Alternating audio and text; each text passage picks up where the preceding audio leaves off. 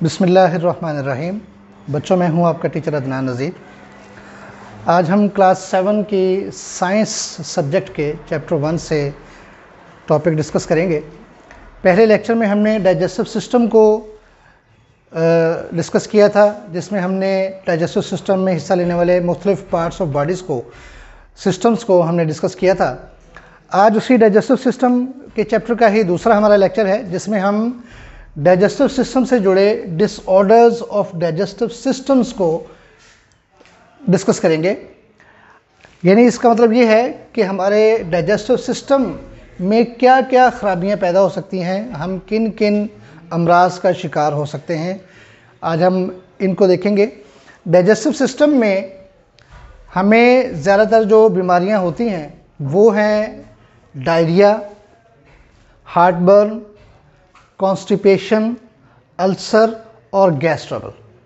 ये 5 किस्म की बीमारियां हैं जो उमूमन हमें हमारे डाइजेस्टिव सिस्टम में जो डिसऑर्डर्स पैदा होते हैं, उन बीमारियों के ये नाम हैं। इनमें से हम डायरिया और कॉन्स्टिपेशन को डिस्कस करेंगे। आपकी बुक में इन्हीं 2 डिसऑर्डर्स को डिस्कस किया गया है।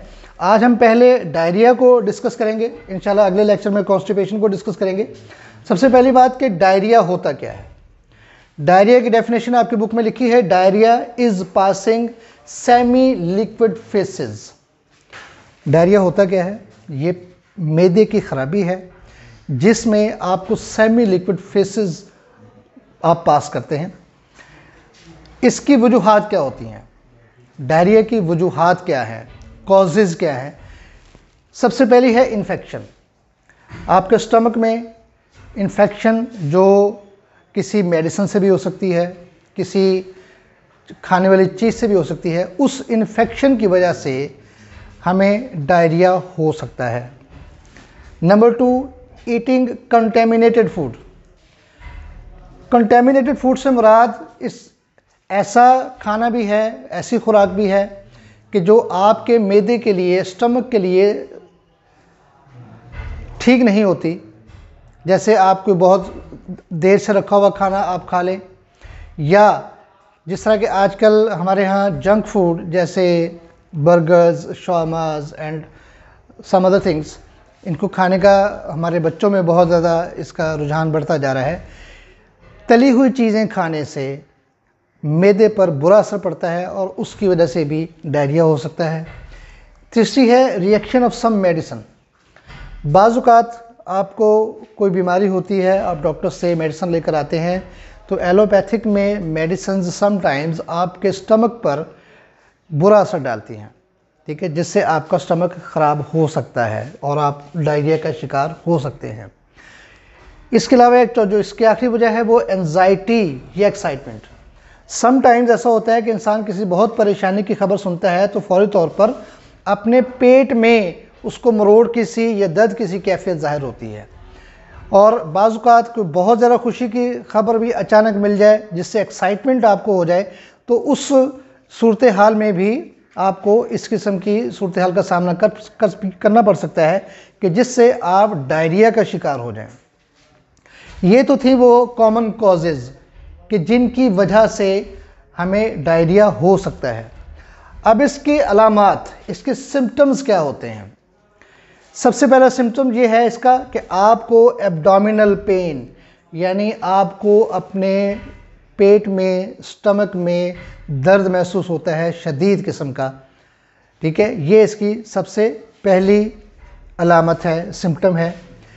फिर इसकी एक अलामत क्रैम्पिंग हो सकती है, पेट में मरोड़ उठना, ठीक है। दर्द का शदीद दर्द लहरों की शक्ल में, बार बार टीसों की शक्ल में उठता है, इसको बोलते हैं क्रैम्पिंग, ये भी एक अलामत है। फिर है ब्लोटिंग। इसके अंदर भी आपको अपने मैदे के अंदर शदीद किस्म का दर्द महसूस होता है।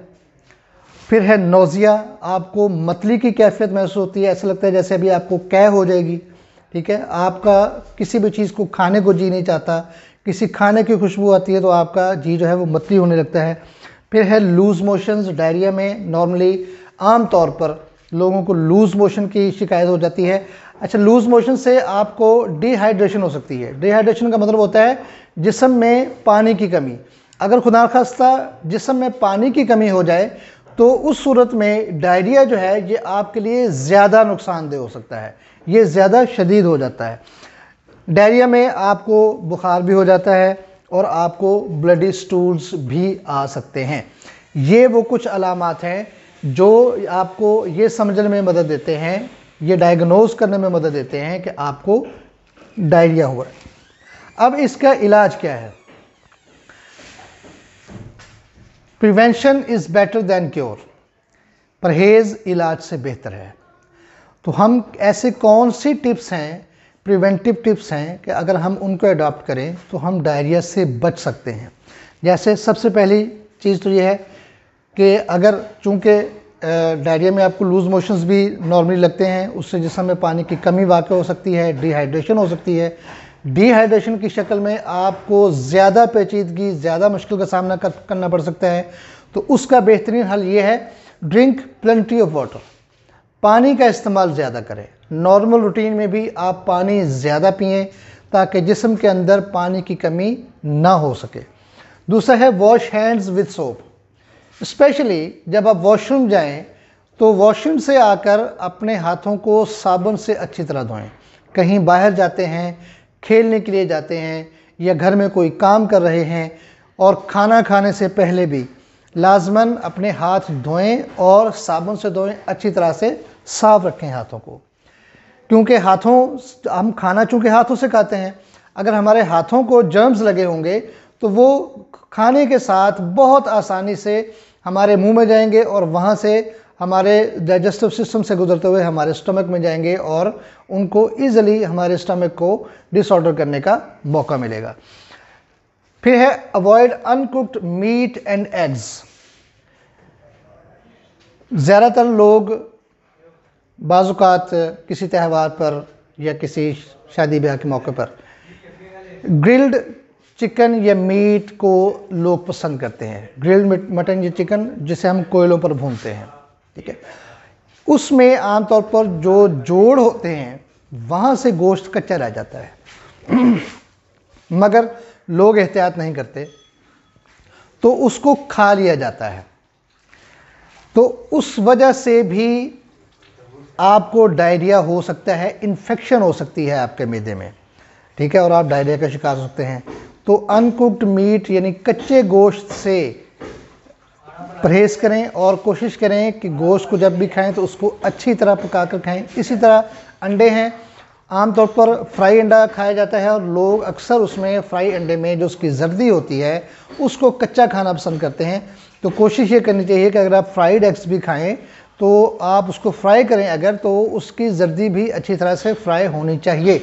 लिहाजा कच्चे अंडों और कच्चे गोश्त से आपके मैदे को बहुत नुकसान पहुंच सकता है, तो इससे बचने की कोशिश करें। इसके साथ साथ ये तो हैं वो ऐसे प्रिवेंटिव टिप्स जो हमारे इख्तियार में है, जिनको हम अपनी आम ज़िंदगी में, खाने पीने की रूटीन में, रहने सहने की रूटीन में हम इन पर अमल करके अपने आप को बचा सकते हैं। अगर बिलफ़र्ज़ आपको खुदा न खास्ता किसी को ये बीमारी हो जाती है तो इसका जो मेडिकल में इलाज है, जब डॉक्टर के पास जाते हैं तो डॉक्टर जो आपको मेडिसिन देता है वो एंटीबायोटिक्स पर मुश्तमिल होती हैं। एंटीबायोटिक्स ऐसी दवाएं हैं जो आपके जिस्म में दाखिल होकर और आपका जो वो मखसूस हिस्सा जो डिसऑर्डर का शिकार है, जैसे हम डाइजेस्टिव सिस्टम की बात कर रहे हैं तो इसमें लाजमी बात है कि हमारा स्टमक इसमें मुतासर होता है, ठीक है, और हम एंटीबायोटिक्स जब हमें दी जाती हैं तो वो हमारे मैदे पर असर करती हैं और हमारे मैदे में मौजूद जो भी इन्फेक्शन होती है उसको ख़त्म करने में मदद देती हैं और यूं हमें इस बीमारी से छुटकारा हासिल होता है। तो ये वो प्रिवेंटिव टिप्स हैं कि जिनके ज़रिए आप अपने आप को डायरिया से महफूज रख सकते हैं। और आखिर में वो टाइप ऑफ मेडिसिन आपको बताई गई है कि वो एंटीबायोटिक्स होती हैं जो डॉक्टर आपको देता है। और याद रखिए कि कभी भी डॉक्टर के मशवरे के बगैर किसी भी मेडिसिन का इस्तेमाल नहीं करें, वो आपके लिए फ़ायदेमंद होने की बजाय उल्टा नुकसानदेह हो सकता है।